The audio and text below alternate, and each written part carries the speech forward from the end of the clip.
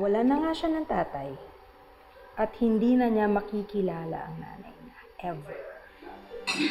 And the best part is, sure na tayo na wala na siyang kakampi.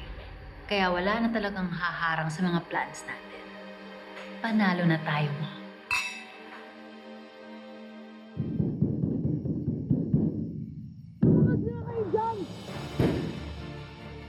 Mag-inang demon! Lumabas kayo dyan! Ano na naman bang problema ng babaeng yun? Kaya kayo dyan! Rita!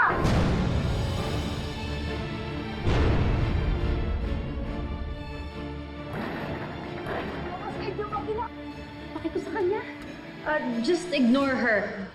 Hayaan mo siya mabulok doon sa labas. Hindi nyo na may tatago yung ginawa niyo! Buksan na kayo!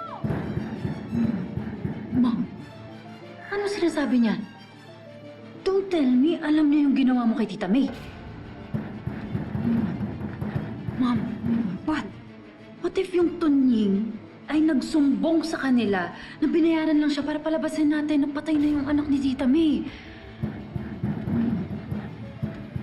Kung nilaglag man tayo ng siraulong yun, it means alam na ni Ikit at ni May na mag-ina sila.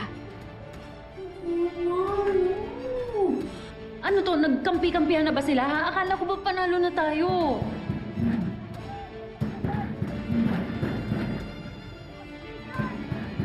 Tatawag na oras ba ka? Hindi ka na dapat umalis. Ako mismo ang haharap sa kanila dahil sa akin sila may atraso. Ano ba? Ba't ba kayo nag-e-eskandalo dito? Pag hindi kayo tumigil, ipapapulis ko kayo. Umalis na kayo! Talaga? Ha? Kayo pa ang magpapa-aresto sa amin?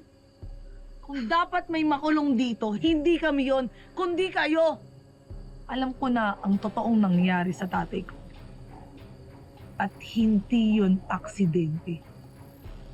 I don't know what you're talking about. Huwag na kayong magmaang-maangan dahil bistado na kayo. May nakakita ng gabing namatay yung tatay. Dahan-dahan ka sa pananalita mo. Matagal ng case closed yon at kahit ang mga pulis, sinasabi na na-aksidente si Gani. Kaya kung sino man na nagpi-feed sa inyo, sinungaling siya. Kayo ang sinungaling! Ang galing nyo magpanggap na inosente kayo. Pero ang totoo, kayo ang dahilan kung bakit nabagok yung tatay ko. Kung hindi nyo ginawa yun sa tatay ko, di sana buhay pa siya hanggang ngayon. Huwag mong sasaktan ng mom ko! Bakit? Wala akong alam sa mga binibintang mo!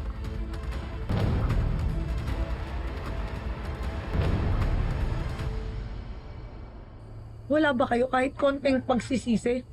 Ha? Minahal kayo ng tatay ko. Tinuring namin kayo na parang pamilya. Tapos ano, eto lang yung igaganti niyo sa kanya? Para saan? Para sa pera?